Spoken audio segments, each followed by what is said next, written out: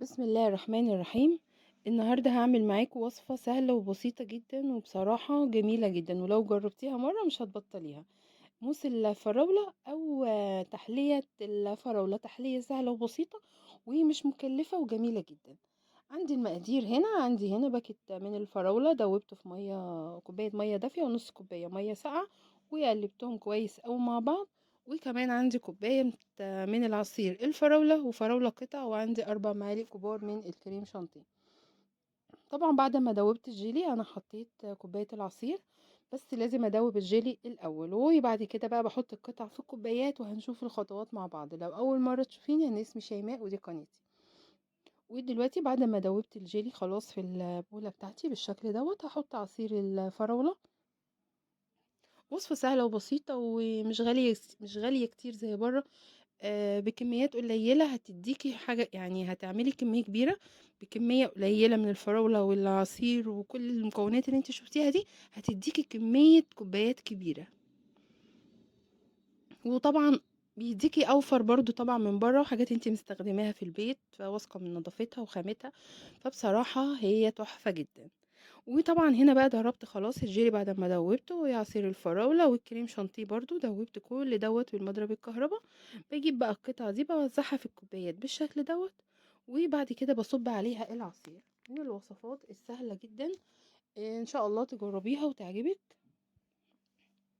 وهتشرفك قصاد ضيوفك لو عملتيها قصاد ضيوف، لو عملتيها لولادك انا واثقه ان هم هيحبوها قوي زي ما عندي برضو حبوها كده. فبصراحه هي جميله قوي، تحليه سهله وبسيطه ومش مكلفه طبعا. وبعد كده بقى لما بتحطيه في البولات بتحطيه في التلاجة مش اقل من 3 4 ساعات، على بال بس ما المكونات كلها تتماسك مع بعض. وبعد كده بشكلها بقى بالكريمة زي ما انا عايزة. وصفة سهلة وبسيطة جدا وبصراحة جميلة جدا وطعمها تحفة. وربنا يحسن ما بين ايديكم جميعا، وان شاء الله تجربوا الطريقة وتعجبكم بإذن الله. الكمية دي كلها باكو جيلي واحد، وكمان قطع فراولة زي ما انت عايزة طبعا، وكمان 4 معالق كبار من الكريم شانتيه، وكوباية من عصير الفراولة. وهنا بعد ما جبته بقى معايا طلعتها زوقتها بالكريمة بتاعتي بالشكل ده. الزواق ده بقى بتاعك انتي، فزي ما انتي عايزة اعمليه.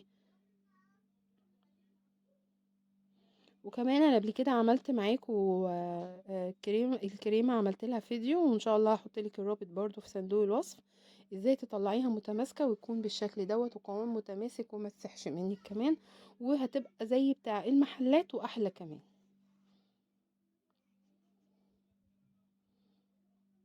وبعد كده بزينها بالفراولة ديت، وممكن تقطع وممكن تعمليها على شكل وردة، وممكن تستغني عنها خالص برضو بتبقى شكلها حلو قوي.